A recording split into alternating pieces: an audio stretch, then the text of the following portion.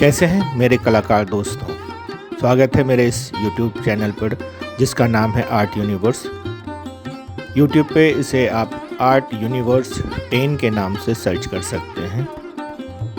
आज जो मैं पेंटिंग बनाने जा रहा हूँ वो एलिफेंटा केव के विश्व प्रसिद्ध त्रिमूर्ति प्रतिमा है जो भगवान शिव पे आधारित है। यह मूर्ति 24 फीट लंबा है। इस मूर्ति में भगवान शिव के तीनों रूप को दिखाया गया है। तो हर पेंटिंग के जैसा इस पेंटिंग में भी मैं सबसे पहले डिटेल ड्रॉ कर लूँगा। एक एक पॉइंट को जितना संभव हो सके डिटेल कर लूँगा। जितना डिटेल शुरुआत में हो जाएगा आपकी पेंटिंग में कलर जब आप अप्लाई करोगे तो उतना ही आसान होगा। मैं यहाँ बता देना चाहता हूँ कि एलिफेंटा केव जो कि विश्व प्रसिद्ध धरोहर है, यह भारत के कई ऐतिहासिक जगहों में से एक है।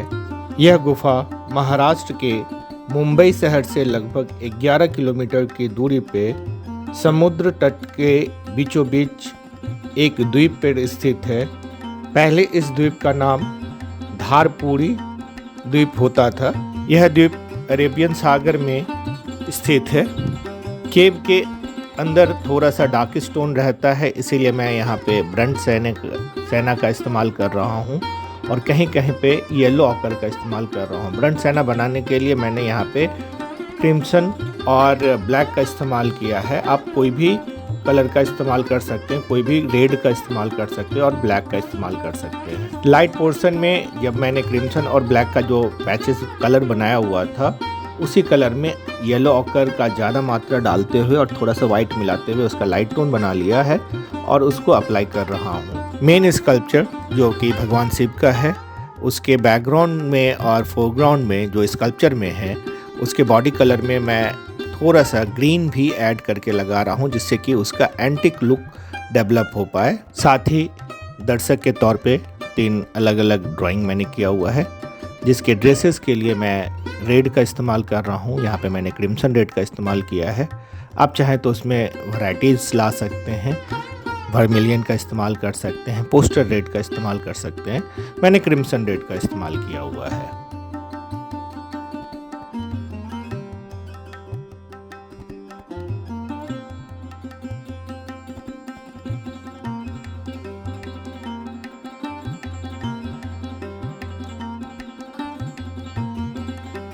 आपके मन में एक क्वेश्चन उठ रहा होगा कि यहाँ पे भगवान शिव की प्रतिमा को देखने के लिए बौद्ध धर्म के लोगों को क्यों बनाया गया है। तो मैं यहाँ आपको स्पष्ट कर देना चाहता हूँ कि ये जो कंप्लीट केव है उसमें बौद्ध धर्म और हिंदू धर्म दोनों की बहुतायता है। यानी कि इन्हीं दोनों धर्मों से आधारित इस पे पूरा केव बना हुआ है। अब समय आ गया है कि मैं स्कल्पचर पे डिटेल करना स्टार्ट करूं। मैं यहाँ पे क्रिम्सन, ब्लैक और येलो ऑकर की मदद से एक डार्क टोन बना रहा हूं और उसी डार्क टोन से मैं मैक्सिमम डिटेल्स करूंगा। एक एक पॉइंट पे अच्छी तरीके से डिटेल कर लेने के बाद मैं साइड के पिलर में भी अच्छी तरीके से डिटेल करूंगा। यूनेस्को ने 1987 में इसे विश्व धरोहर में शामिल किया है। चालुक्य राजवंश के राजकुमार ने जंग जीतने के बाद भगवान शिव के विशाल मंदिर का निर्माण करवाया था, पर यहाँ पे पुर्तगालियों ने आक्रमण किया और अच्छी तरीके से तोड़फोड़ मचाया।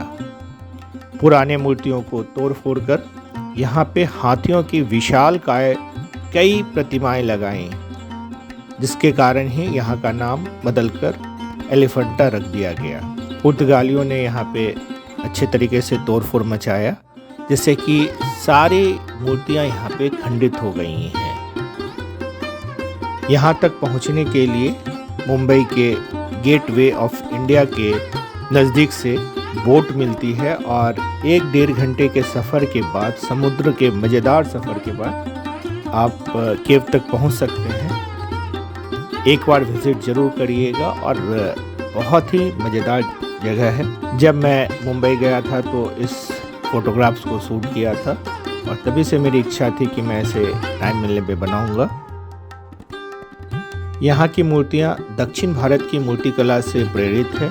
किसी स्टोन के स्कल्पचर की पुराने खास तौर पे स्कल्पचर की स्टडीज़ करते हैं तो आप स्टोन का इस्तेमाल करते हैं, मतलब कलर टोन की बात कर रहा हूँ मैं, तो स्टोन का इस्तेमाल करते हैं और जिससे कि आपको थोड़ा एंटिक लुक मिलता है।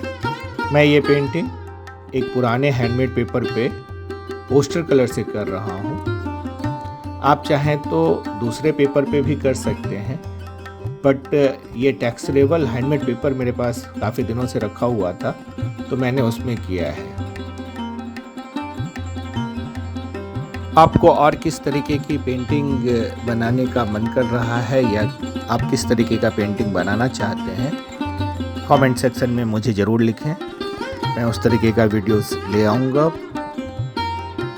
साइड में जो मैं टोन का इस्तेमाल कर रहा हूँ उसके लिए मैंने इस्तेमाल किया है येलो ऑकर, वाइट, क्रिम्सन और ब्लैक। इससे आपको ये टोन आराम से मिल जाएगा।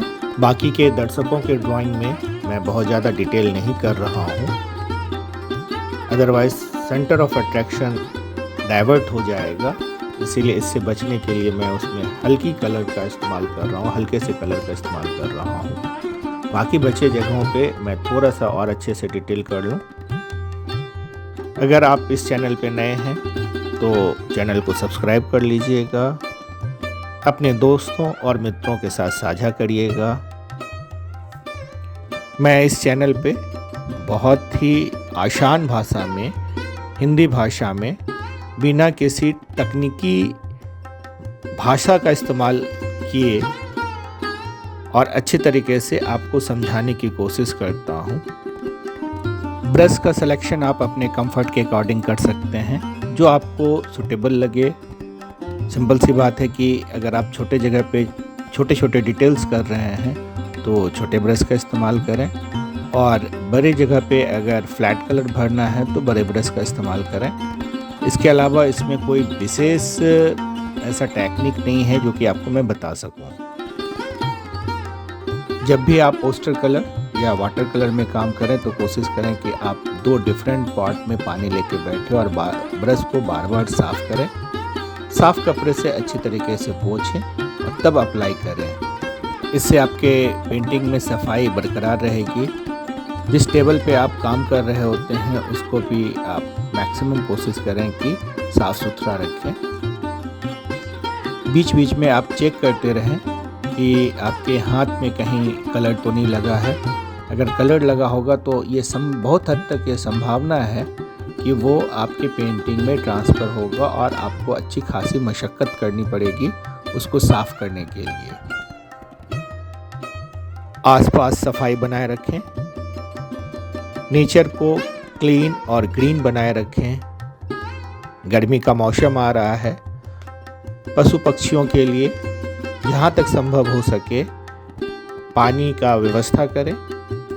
घरों के बाहर आप डब्बे में या किसी चीज़ में पानी रख सकते हैं। यहाँ तक वीडियो देखने के लिए आप सभी का आभार। Thank you for watching. जय हिंद, जय भारत।